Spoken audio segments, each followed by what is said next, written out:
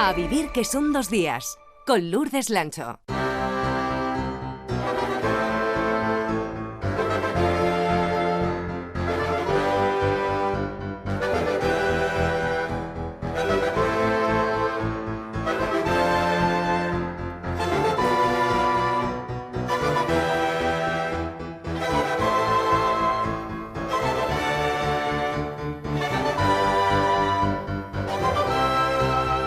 Pues nos hemos propuesto este verano, otro verano más, hablar mucho de arte y de todo lo que se le ocurra traer cada semana a la ilustradora Jimena Mayer, que sabe mucho de arte en aspectos a veces insospechados, no solo de cuadros o esculturas vive el arte, sino de otras muchas manifestaciones que suele compartir con nosotros.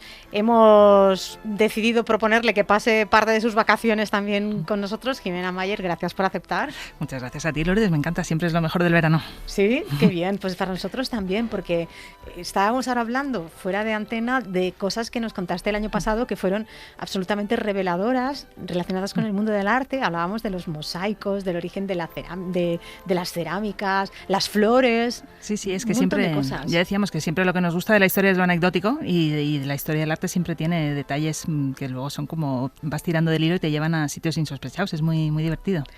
Bueno, pues veo que te has traído también tus bártulos, como el año pasado, que tenemos una carpeta de dibujos. ¿Alguien nos la debería publicar algún día, los dibujos que haces? Porque, claro, vas haciendo como viñetas de lo que nos vas contando.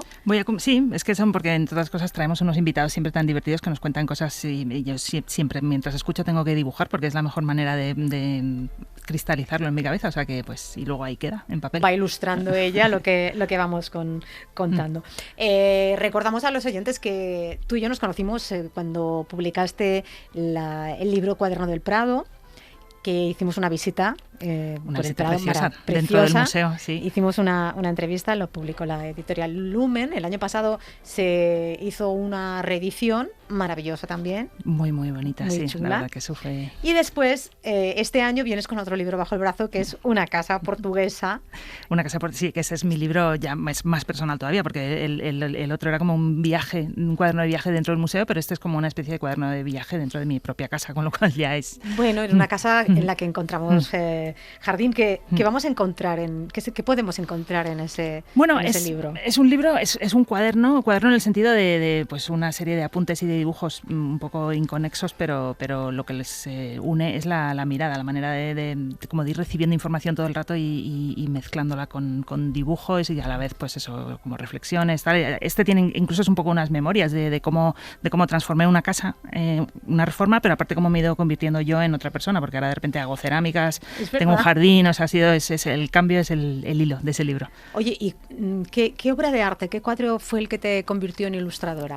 Bueno, no un cuadro en realidad, sino más bien los libros que yo tenía de pequeñita, que eran, pues yo qué sé, Teo y esas cosas, pero Tintín. Igual tenías Teo va al museo. Seguramente, no sé si tenía uno, sí, Teo se lava los dientes, no sé, siempre Teo era como un poco básico, pero luego me encantaba Tintín, me encantaban los libros esos de, yo sé, uno de Richard Scarry, que me acuerdo que tenía todo, cómo trabaja la gente, te vas viendo ahí todo tipo de dibujitos pequeñitos, detalles, me encantaba.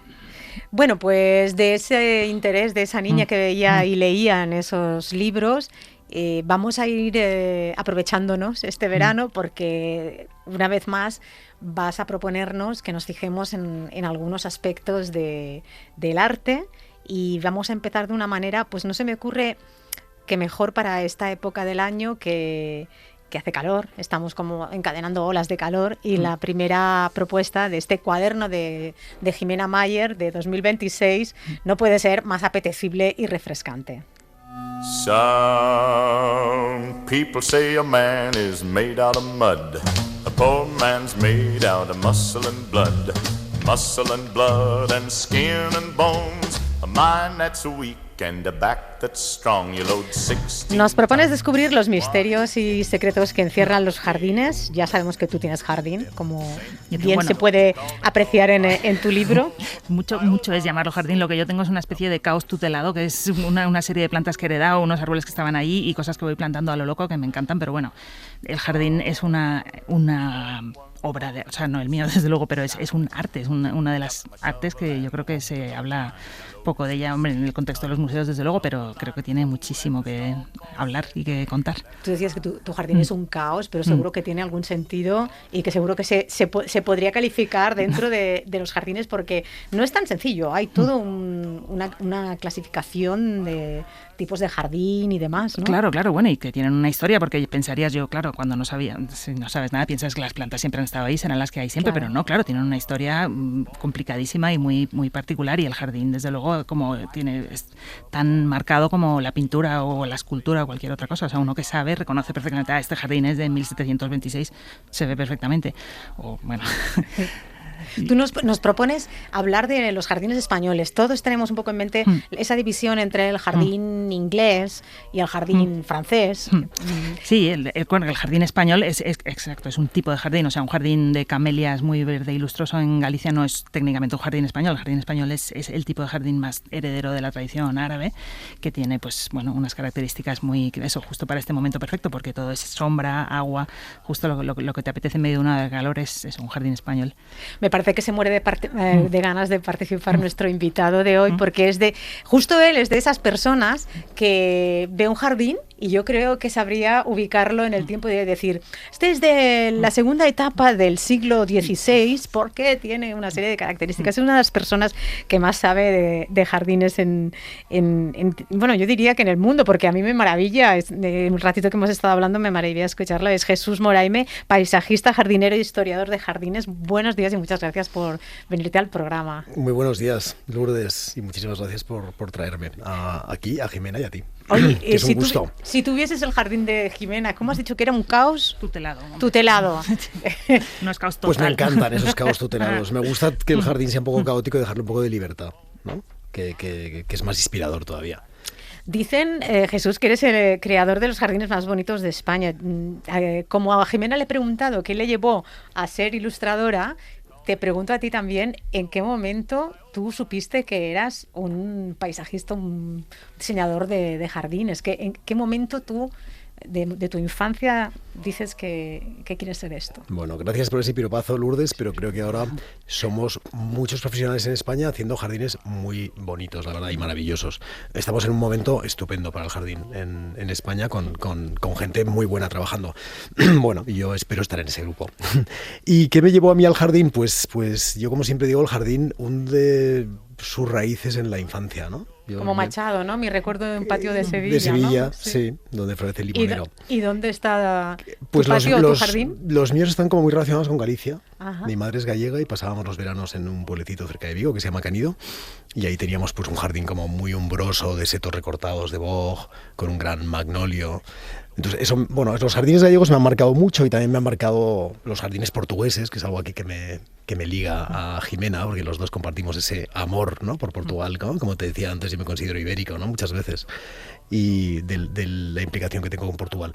Entonces, eso me ha influido, y también me han influido pues las huertas levantinas, ¿no? Recuerdo una vez que fuimos a ver a un amigo de mi padre a una huerta en Levante, y estuvimos llamando. Era una huerta como tapiada, ¿no?, con altas tapias encaladas en blanco, sobre la que se desbordaba pues los limoneros, las palmeras, ¿no?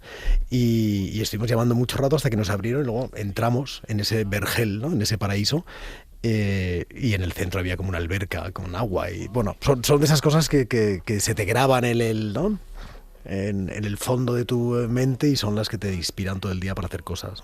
Has hablado de jardines portugueses. ¿Son muy diferentes a los jardines españoles? ¿Hay también un sentido ibérico en el jardín, o hay una diferencia entre lo que se considera jardín español y jardín portugués? Pues mira, ese es uno de los grandes issues, ¿no? ¿Por qué somos tan distintos los españoles y los portugueses, y a la vez en algunas cosas parecidas? Somos como muy analógicos en eso, y a los jardines les ocurre un poco lo mismo. Los jardines portugueses son, por un lado, tienen mucho que ver con los españoles, pero tienen un carácter muy personal y muy especial, la verdad. ¿Y cuál es ese carácter? ¿Cuál es el hecho diferencial? Antes hablábamos también de los jardines españoles, y ¿sí? Bueno, es difícil, ¿no?, realmente ponerle el marchamo de que es un jardín español. Hay como unas invariantes en España que aparecen en todos sus jardines. Y en los portugueses también. Es muy difícil definir exactamente qué es, pero tienen, bueno, un uso del agua muy particular, que es curioso porque es como una herencia del mundo almohade, que en España en cambio no tenemos, cuando la impronta almohade fue mucho más importante aquí. Suele haber unas grandes albercas pegadas a la casa, con galerías y, por supuesto, esa presencia del azulejo, ¿no? Sí. Que ese es otro de esos mundos, ¿no? ¿Por qué Portugal tiene azulejos en los jardines y por qué en España no tanto, ¿no? Cuando encima vienen de España los azulejos ¿no? a Portugal. Sí, esto es un tema, esto a los portugueses no les gusta nada oírlo, ¿eh? Por cierto, les dices, bueno, el azulejo es español, y es como, no, el Perdona, azulejo ¿qué estás es diciendo? portugués, ¿no? Sí, no. pero ellos lo han hecho triunfar No, y en es cambio verdad. nosotros lo hemos perdido, ¿no? Es verdad. No, ellos lo han llevado a lo máximo que se puede llevar, eso desde luego, pero en fin. Claro, estos días, ¿no? Pensando un poco en estas cosas y en el azulejo y la corte y tal, creo que en España un poco lo perdimos porque nuestros jardines cortesanos están en el centro de la península y el azulejo no aguanta el frío. Y en cambio en Lisboa y Oporto pues se pueden permitir unos grandes jardines con azulejos por la templanza del...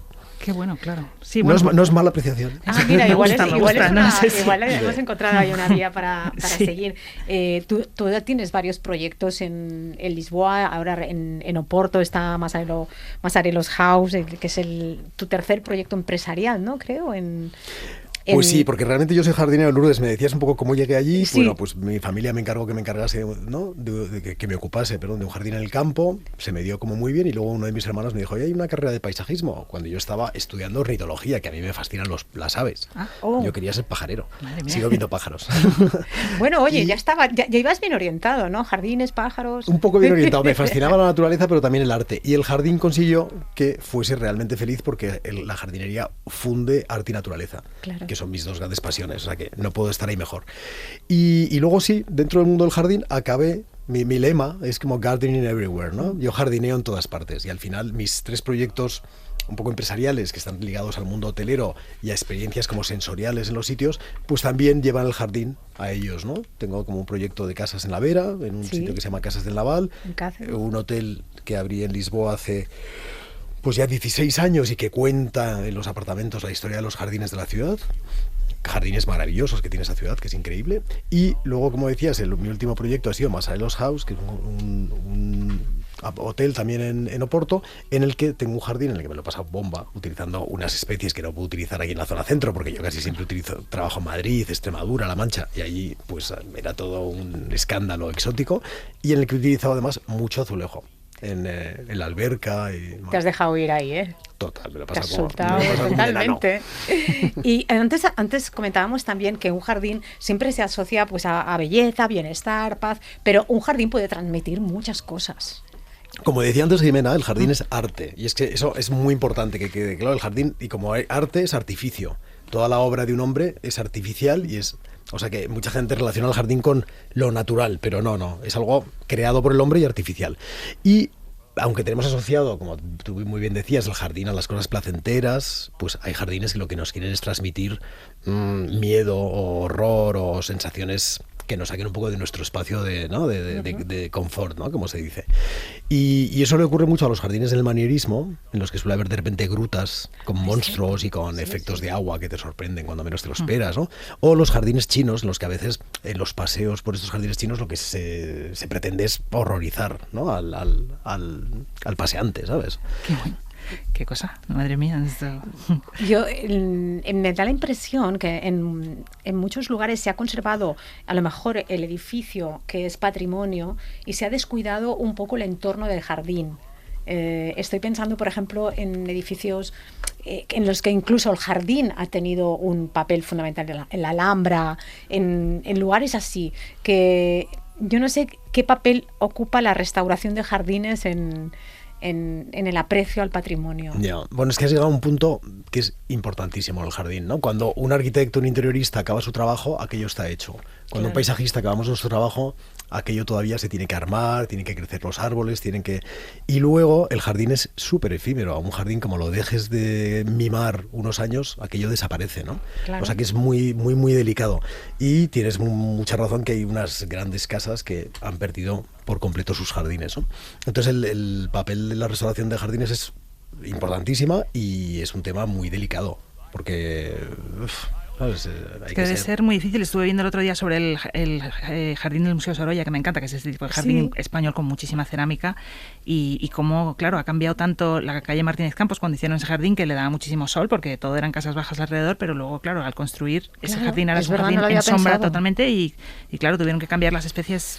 Mira, es un jardín todas, que me ¿no? fascina, y además me han invitado a que me encargase yo de la restauración. Ah, sí. Cierto que están en proceso de restauración. No me gusta mucho trabajar para la administración, prefiero hacer cosas privadas que se miman un poquito más, y entonces al final decliné un poco la invitación, pero es un jardín que amo, ¿no? Y es un jardín es que es una que maravilla. además, porque hemos llegado a un punto que me fascina, que es esa relación, que es lo que tú estás haciendo, entre jardín y pintura. Es importantísima, ¿no? Esa relación. Hay muchos pintores que acaban siendo jardineros. Sorolla dibuja los propios planos de su jardín, se va a inspirar a Sevilla, a Córdoba, a Granada, se conservan los bocetos que él hace, o sea que es increíble. Y luego encima mete azulejería, ¿no? Que es lo... No, claro, es que se lo tiene todo, es una escultura maravilla. clásica. Total, sí, ¿no? Y ahora que estás hablando de jardines marianistas y lo que te gustan los pájaros, me estaba acordando el otro día leyendo sobre el jardinero de Felipe II, que criaban las instrucciones del jardín, no solo sobre plantas, sino cómo criar ruiseñores para el jardín. O sea, los pájaros tienen una parte, o sea, el artificio es tal que hasta los pájaros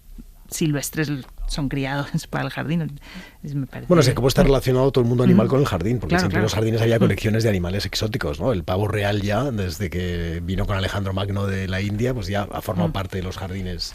Y para restaurar, por ejemplo, un jardín o para construir uno, ¿cómo se le dota de alma? ¿Cómo lo haces tú para conectar con el terreno? No sé, ya no hablo de lo que te pida el cliente, pero tú llegas allí y ¿cómo hablas con ese cuadrado o ese terreno, esa parcela y escuchas lo que te pide? Sabes que hay una cosa que los ingleses llaman, ¿no? Bueno, el genius loci, ¿no? El genio del lugar, que es ese... Sí, pues sí. eso te pido, eso te Pues digo, ese es que un poco, ¿cómo hablas con él? ¿Cómo lo invocas? Ese duende, ¿no? Que está en los sitios y que al final acaba saliendo y que tú lo tienes que saber interpretar, ¿no? ¿Y cómo lo invocas tú, a ese duende? Bueno, yo creo que al final hay una conjunción entre lo espacial, el paisaje, la vegetación que hay, lo que te pide el cliente, que siempre es importante, porque como yo digo, es que yo no soy un artista con un lienzo en blanco, ¿no? A mí hay alguien que me encarga un trabajo donde luego va a hacer su vida. O sea, que creo que es muy importante, ¿no? Tener los requerimientos del cliente, ¿no? Y adaptarte a ello. Y los buenos trabajos surgen de una buena imbricación, ¿sabes? Entendimiento, porque sí. me imagino que si alguien te está pidiendo a un jardín, no sé, en una zona mediterránea, con una cierta, bueno, pues condicionante climático, y te pide de repente que le hagas un jardín como tropical, bueno, o selvático, pues a lo mejor a eso hay que negociarlo un poco, claro, ¿no? hay que tener mano izquierda y saberles llevar. Bueno, hasta de ahí. hecho mucho en toda la costa mediterránea ha pasado una cosa, que se pusieron de moda esos jardines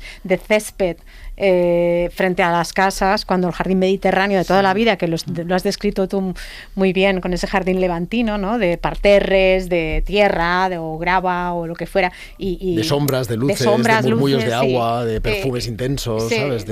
Sí, eso quedó un poco supeditado a la moda de estos jardines como de suburbios estadounidenses, ¿no? Mira, es que en España hemos tenido una primera mitad del siglo XX tremenda, ¿sabes? Y hemos matado un poco nuestra tradición, nos hemos entregado a las influencias, ¿no? Que han venido de Norteamérica y hemos llegado como a los años 60 con un jardín español ya totalmente desnaturalizado. La gente ya no sabía lo que es el jardín español. Claro. Se habían olvidado de esos jardines de plazoletas, de setos recortados, de sombras, ¿no? De los rumores del agua.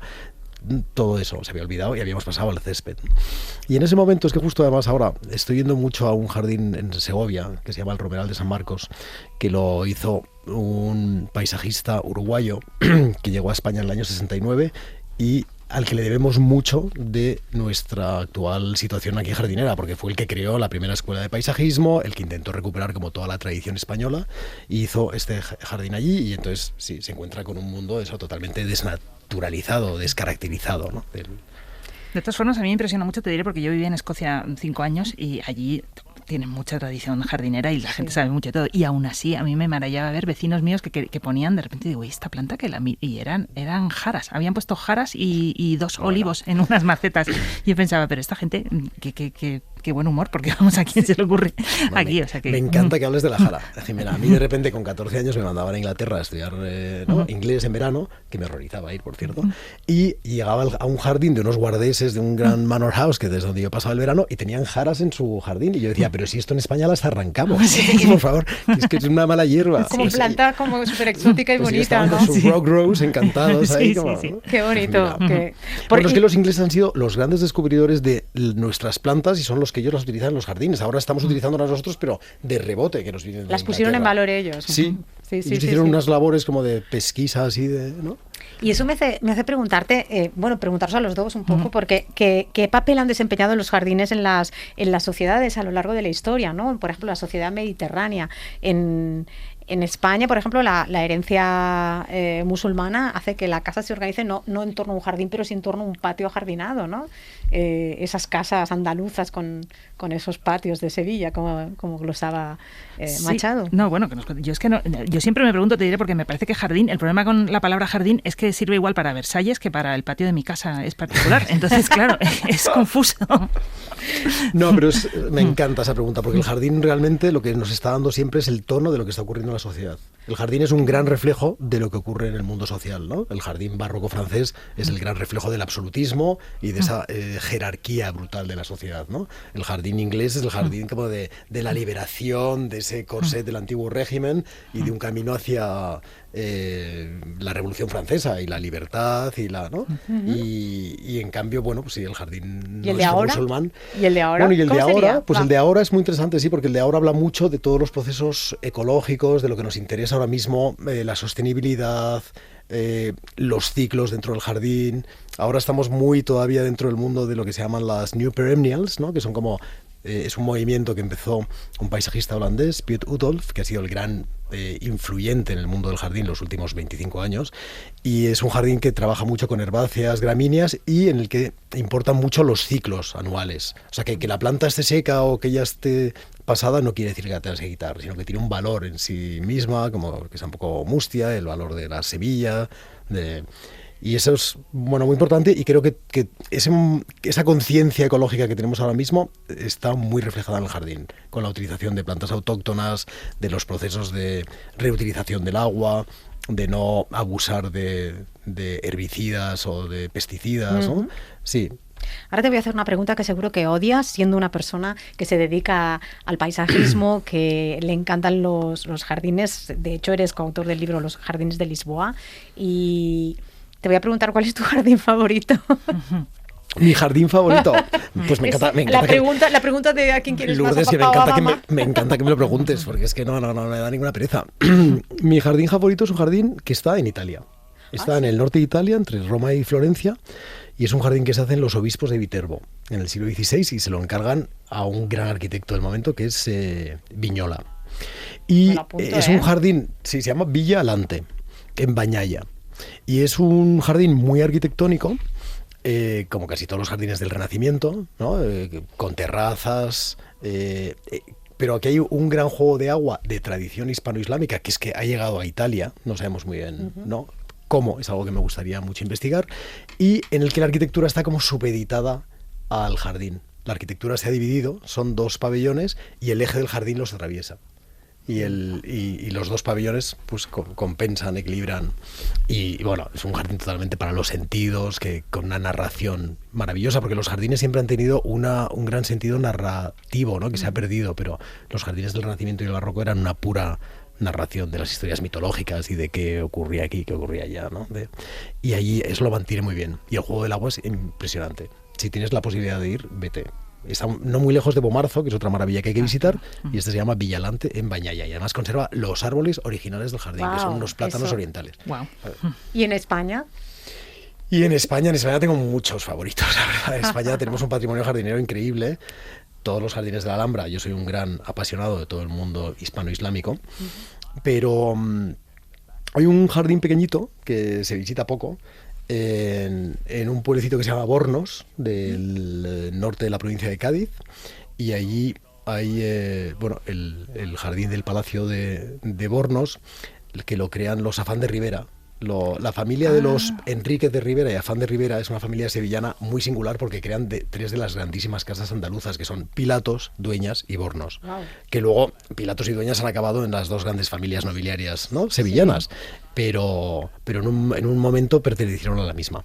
Y en este pueblecito, en Bornos, pues un señor, Per Afán de Rivera el Viejo, a principios del siglo XV, se construyó un palacio y un jardín mudéjar con un pabellón y una fuente que todavía existe, y luego a finales del 16 uno de sus descendientes, el primer duque de Alcalá, que había sido virrey en Nápoles, y al volver de Nápoles se trae una colección de escultura maravillosa, construyó una logia allí para colocar la colección. O sea que ven, es un jardín que me encanta porque une mucho el mundo mudéjar, que a mí me fascina, con el mundo como del primer Renacimiento y cómo llegan las influencias, ¿no? Esa primera globalización del Renacimiento. Ay, qué maravilla. Porque en Bornos nos lo apuntamos. Lo apunto porque además a mí me encanta, todos esos están enterrados en la Cartuja en Sevilla, que es que como son las tumbas de ellos, que además están llenas de todas sus historias, es como, bueno... Es increíble. Nada, ese panteón, el panteón de los Juan de Ribera en Sevilla es otra cosa que hay que visitar dentro de la Cartuja. Bueno, antes de despedir, porque tengo que despedir, ya estaría toda la mañana hablando de jardines, me imagino que Jesús también.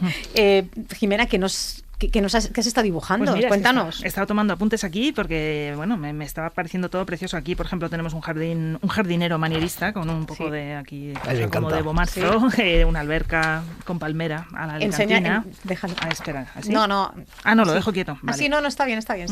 Y tenemos, pues nada, aquí también unos jardineros. No, aquí estoy yo, en un jardín mucho más bonito que el mío, en realidad. Y aquí también unos jardineros manieristas. Estos estoy deseando ir a Bornos, ya lo tengo aquí apuntado. Ya lo hemos apuntado. Pues ahora sí, ahora tenemos que despedir la sección. Jesús Moraime, muchísimas gracias por haber venido a la radio esta mañana de domingo veraniego a refrescarnos un poco y a ilustrarnos sobre la importancia y todo lo que cuentan los jardines. Muchas gracias. Muchísimas gracias a vosotras, Lourdes y Jimena. Ha sido un placer estar aquí hablando de este mundo tan bonito del jardín. Jimena, pues a ver qué nos traes la semana que viene. Pues algo, espero que por lo menos tan bonito como esto. Seguro que sí. Un beso. Un beso, hasta ahora.